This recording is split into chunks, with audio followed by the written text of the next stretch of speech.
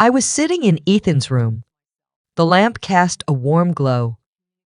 Ella was already in bed, her little hands folded tight. I whispered, "Let's say a prayer together." Before the words even left my lips, the door opened. Maya stood there, arms crossed. Her voice was sharp cold as the Texas night. "Stop it, Emma. Don't teach my kids that nonsense." Her words hit me like a slap in the face. For 72 years, I had prayed every night. When Henry was little, we always said a bedtime prayer. Back then, he'd fall asleep whispering, "Thank you, Lord, for my mom." And now here I was being told I could not teach my grandkids the same. I looked at Ethan. His eyes searched mine, confused hurt like he didn't understand. I looked at Ella. She clutched her blanket, her lips trembling, but she stayed silent. Maya's stare burned into me, as if my faith, my entire life was something dirty. I wanted to speak, to tell her this prayer isn't about control. It's about gratitude. But the words, they froze in my throat. Henry was standing in the hallway. My son, my only boy. He lowered his head and said nothing. His silence hurt more than Maya's sharp voice. In that moment, it felt like my chair at the family table had vanished. Like I was no longer welcome in my own home. If you've ever felt ignored, pushed aside by your own family, you know that sting. It cuts deeper than any wound. So please stay with me until the end. Because this story, it isn't just mine. It may be yours too. If you've ever felt left out, even when you gave everything, stay here. Don't go. Because what happened next will change everything. My name is Emma. I'm 72 years old. I live in Texas, not far from Dallas. The summers here are hot, 100 degrees or more. The winters are mild, but the wind still cuts deep. This house, it isn't mine anymore. It belongs to my son, Henry. Henry is 45 now. He's my only child. I raised him alone. His father died young. For years, it was just the two of us. I worked 2 jobs. I cooked, cleaned, and still read him bedtime stories. Henry grew up strong. He went to college. He built a career. And then he met Mia. At first, I thought she was wonderful. She's smart, confident, beautiful in her way. They married. They built this house together. Now I live here too. At least that's what the papers say. But sometimes it feels like I'm only a guest. Ethan is 10 years old. He loves baseball. Every Saturday, he begs me to play catch in the backyard. Ella is 7. She loves music. She dances in the living room until she's out of breath. They both run to me, "Grandma, Grandma," their voices make me whole. When I sit on the porch swing, Ethan brings me lemonade. Ella brings me her drawings. For them, I am more than just old. I am safe. I am home. But with Mia, things are different. She smiles at me when other people are around. She calls me Mom at family dinners. But behind closed doors, her tone is cold. Her eyes sharp. Like I'm a burden. And Henry, my dear Henry, he avoids the storm. He looks away, pretends not to notice. It breaks me because I know he loves me, but he fears Mia more. This is my family. This is my world now. A 2-story house on a quiet Texas street. A porch with rocking chairs. A kitchen that smells like coffee. It looks like heaven from the outside. But inside, some nights feel colder than the loneliest winter. And that night, when Mia stopped me from praying with Ethan and Ella, I realized the warmth I gave this family was slipping away. When I think back, my heart feels heavy. I was 28 when Henry's father passed. A car accident on a rainy Texas highway. One moment he kissed me, the next moment he was gone. I held Henry's hand. He was only 7. He didn't understand. He asked, "When's Daddy coming home?" I had no answer. So I worked. 2 jobs, sometimes 3. By day, I taught at the local school. By night, I served coffee and pie at a diner off Route 75. The tips were small, $1 here, a couple quarters there. But every coin mattered. Every shift kept the lights on. Every mile I drove, every hour I missed of sleep, it was for Henry. I remember nights falling asleep at the kitchen table, my head on unpaid bills, my hand still clutching a pencil. But in the morning, I'd wake up, cook Henry scrambled eggs, and pack his lunch. A peanut butter sandwich, an apple, and sometimes a cookie if I had extra change. He never complained. He never asked for more. Just looked at me, eyes full of trust. On Sundays, we walked 2 miles to the little church downtown. I wore the same dress, blue with faded seams. Henry wore his only pair of slacks. Shoes polished even if the soles were thin. We prayed together. Not because we had much, but because faith was all we had. I gave up a lot. I never remarried. I had offers, men at church, neighbors who tried to be kind. But I said no, because I didn't want Henry to feel second place. I stayed alone. And sometimes that loneliness was deep. But when I saw Henry smile running across the yard, baseball glove in hand, calling, "Mom, look at me," I knew it was worth it. Every sacrifice, every tired bone, every dollar stretched thin, it was worth it. And now I sit in this house hearing my daughter-in-law tell me my prayers are nonsense.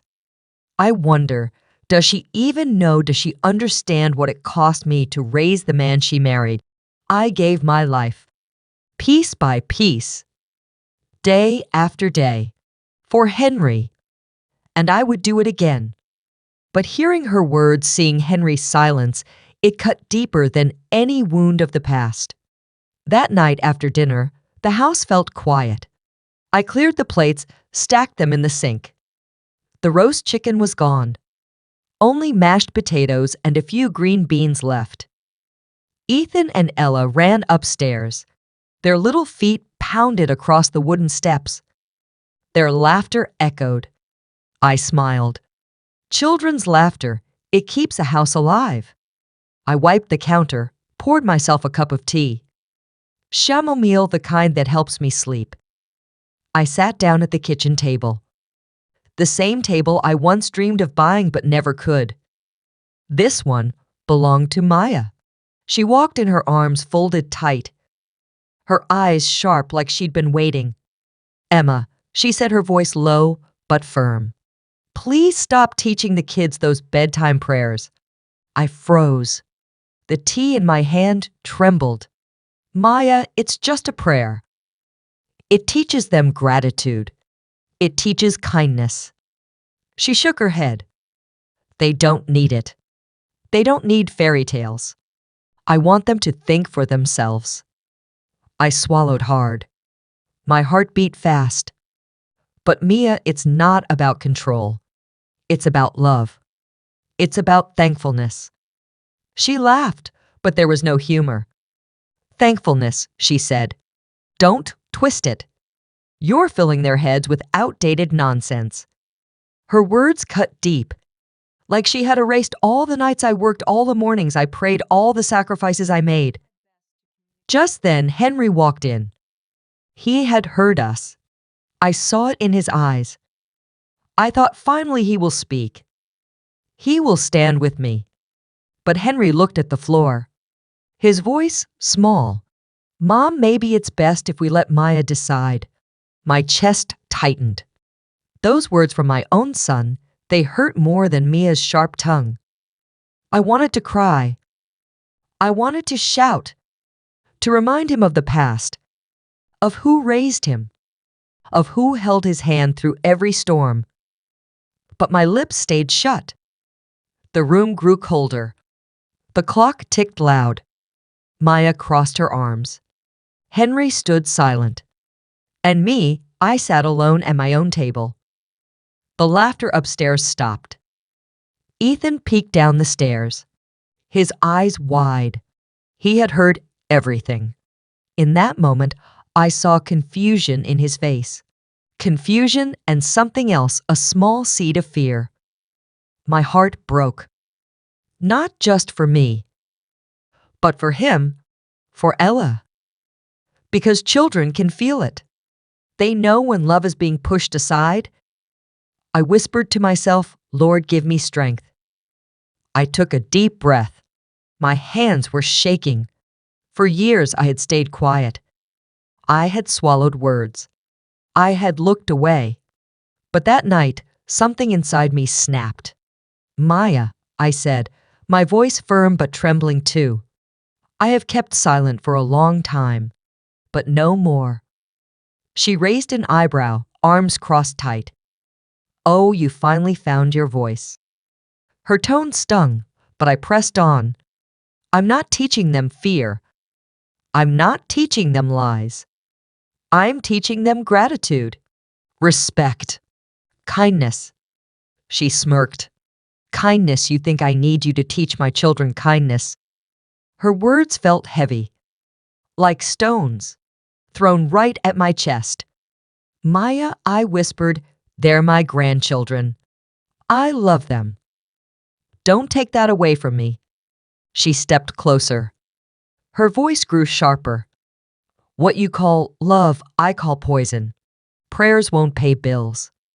Prayers won't solve problems. I don't want my kids living in fantasy. I felt my heart pound. Not from fear, from sorrow. From disbelief. Henry stood by the doorway, silent, his hands in his pockets, his eyes fixed on the floor.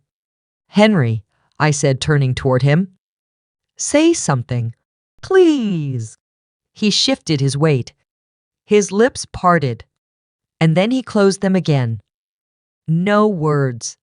The silence was louder than any scream. I felt tears burn my eyes, but I refused to let them fall.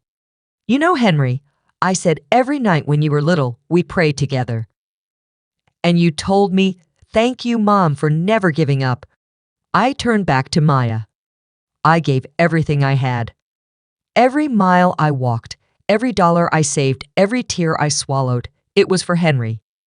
And for the family he would build. Maya didn't flinch. Her face stayed cold. You did your part. Now let me do mine. And I say no more prayers. Her voice echoed across the kitchen walls.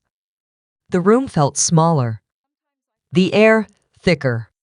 Even the clock seemed to stop ticking. I looked toward the stairs. Ethan was there again. Silent. His small hand clutching the rail. Ella peeked from behind him. Her big eyes filled with tears. My heart broke again. Not because of Maya's words, not even Henry's silence, but because my grandchildren were watching love turn into war. I wanted to shout. I wanted to scream. But instead, I stood taller. I looked straight at Maya. And I said, call it old-fashioned. Call it foolish. But I will not apologize for teaching gratitude. And if they want me silent, they'll have to say it themselves. Maya glared. Henry froze. The children clung to each other. And for the first time in a long time, I didn't feel weak. I felt strong. The air grew heavy. No one moved. No one breathed. Maya's glare was sharp as broken glass. Henry stood frozen hands buried deep in his pockets. And me, I stood tall, even though my knees shook. Then it happened. Ethan stepped forward, his little voice cracking. Mom, I want Grandma to pray. The room exploded. Maya spun toward him, her eyes wide, her voice rising. No, Ethan, I said, no prayers. Ella burst into tears. She ran to me, burying her face in my dress. I wrapped my arms around her. Her tiny body trembled. Her sobs cut through me like a blade. Mom Ethan shouted, his fists clenched. Grandma didn't do anything wrong. Maya's face turned red. Don't you dare talk back to me. I am your mother, not here. Those words, they pierced me. Not her.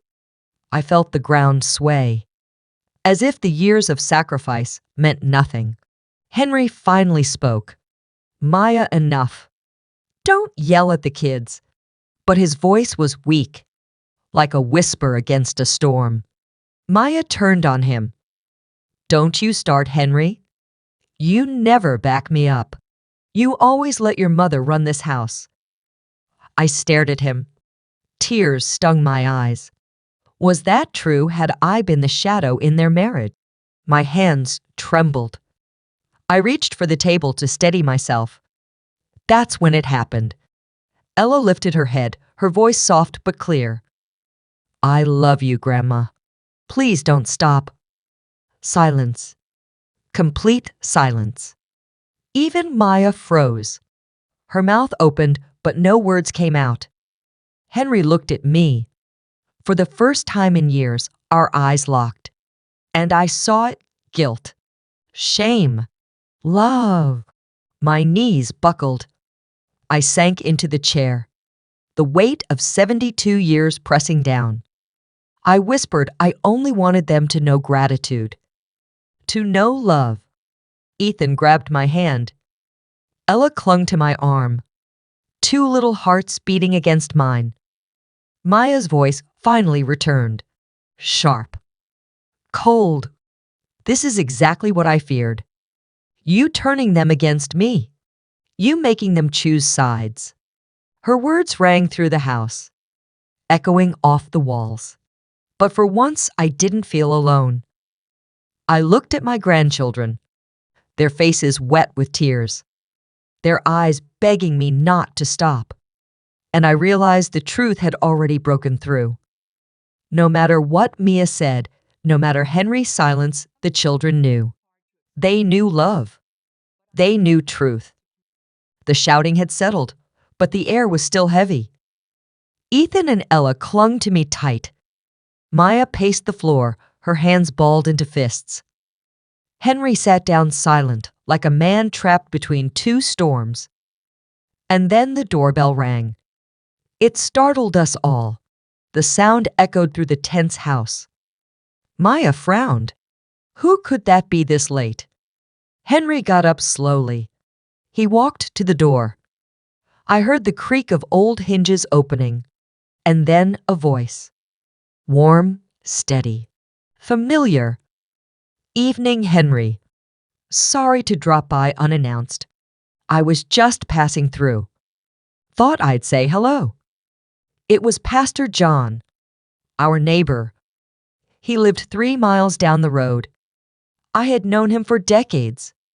Henry stiffened. John, it's late.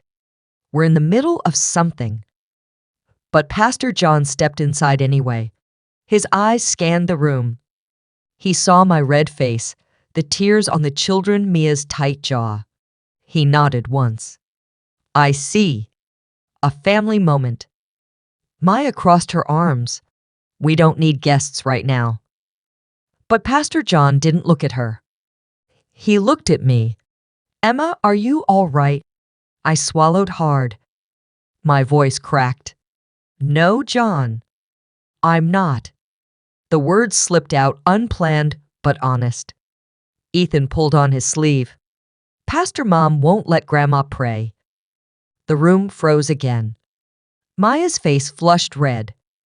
Ethan, hush, she snapped. But Pastor John raised his hand gently. Let the boy speak. He turned to Maya, his voice calm but firm. Maya, I don't meddle in families. But I've known Emma for 40 years. I've seen her carry burdens few could survive.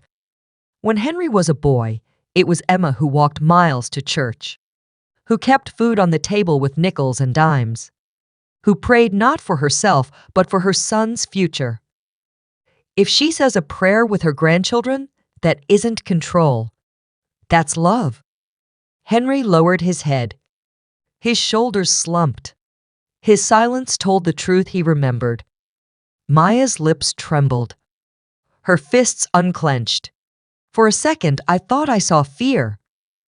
But she whispered instead, "You don't understand, Pastor. You don't know what prayer did to me." The room hushed. Her words hung heavy, like the first crack in a wall about to fall. Pastor John didn't press.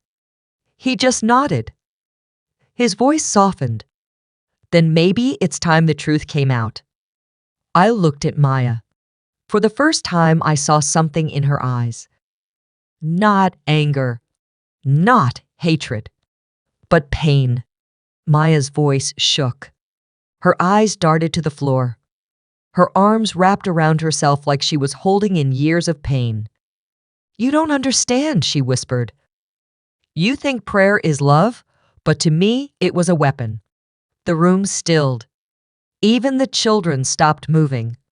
Pastor John leaned closer. His voice gentle. "Mia, what do you mean?"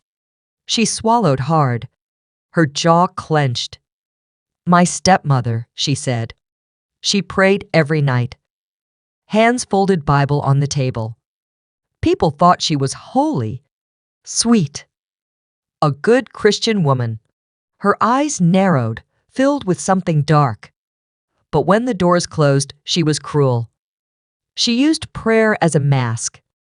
She told me, "If you don't obey, God will punish you." Ethan gasped.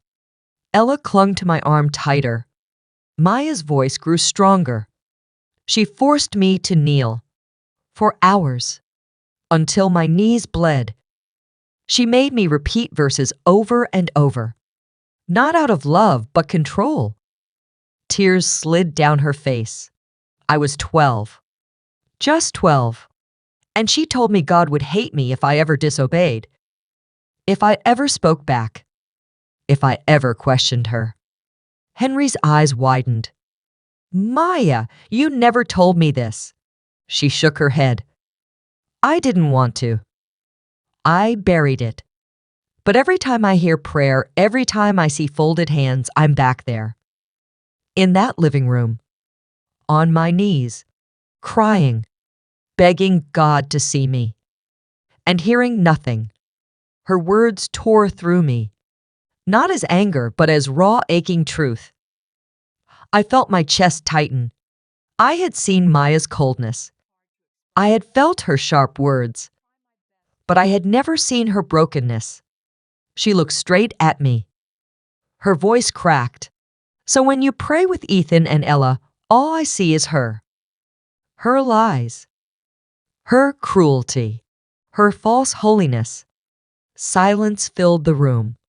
Only the hum of the fridge broke it. I felt tears in my eyes. Not just for me now, but for her. For the little girl who had been silenced. Pastor John sighed softly. "Maya, what she did was not faith. That was abuse. And Emma, she is not your stepmother. She prays from love, not fear." Maya shook her head, tears dripping fast. "I don't know the difference. I never did." Henry stepped closer. His voice quiet. "Maya, if I had known, I would have protected you." For the first time, her face softened. Just a little. And me, I sat there holding Ella, looking at Maya, feeling something I never expected. Compassion. Because beneath her anger, her sharp tongue, her cold walls, there was a child still crying in the dark. The room was quiet. So quiet I could hear my own heartbeat. Maya's tears kept falling. Her walls were cracking. The children clung to me, but their eyes stayed on her. Henry took a step forward. His voice low but steady. "Mia, you're not her. You're not your stepmother. And Mom, she's not either." He reached for her hand. At first, she pulled back. But then slowly, she let him hold it. Pastor John nodded, his voice gentle. The past shapes us, but it doesn't own us. You have the power to choose, to end the cycle. Mia's shoulders sagged. She looked at me, her eyes swollen, her voice barely a whisper. I'm sorry, Emma. I was wrong. I let my pain become my anger, and I took it out on you. I felt my throat tighten. For years, her coldness had cut me. But in that moment, I didn't see an enemy.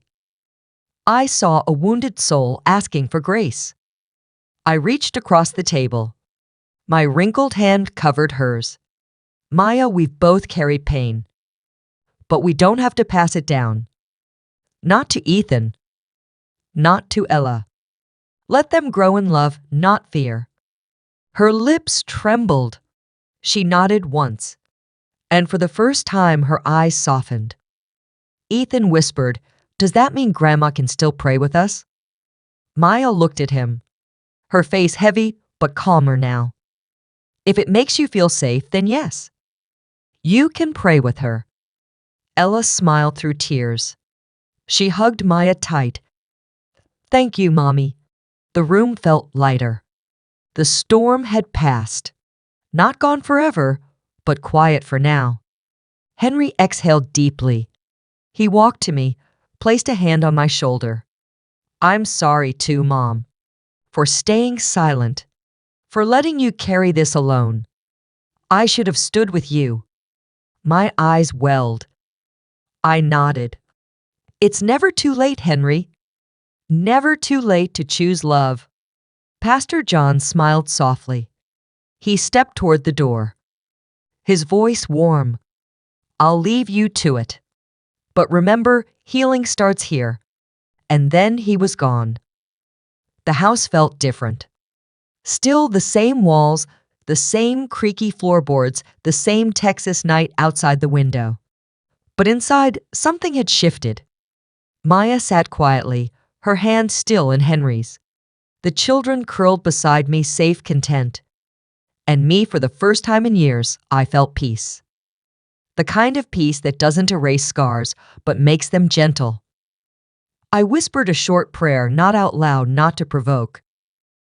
Just inside my heart. "Thank you, Lord, for giving us another chance." The house grew still again, not silent with tension, but quiet with peace. Ethan and Ella were fast asleep upstairs. Henry and Maya sat close together, hands joined for the first time in months. And me, I sat in the living room, a cup of tea in my hands. Chamomile, the same as always. But it tasted different now. Lighter, sweeter. Because for the first time in a long while, I wasn't carrying the weight alone. I thought about my life. 72 years. Every mile walked. Every dollar stretched. Every prayer whispered. It wasn't wasted. Not one moment. Because love, real love, it leaves a mark. Even when others don't see it. Even when silence hurts more than words. I looked at Maya. Her eyes still red, but softer now. And I thought, we are all broken somewhere. And sometimes what looks like cruelty is really just pain that hasn't healed. That night, I learned something new. Prayer isn't only words. It's forgiveness. It's patience. It's choosing to love when love feels hardest. So now I ask you, the one listening to my story. If your mother or your grandmother or even your daughter-in-law carried scars you couldn't see, would you listen? Would you choose kindness? And if you were me, would you stay silent to keep the peace, or would you stand and fight gently for what you believe in? Because in the end, family isn't about perfection. It's about forgiveness. It's about remembering that love, even fragile love, is worth holding on to. If this story touched you, please stay with me. I have many more memory stories just like this one. Subscribe so we don't lose each other. So we can walk together through the next story.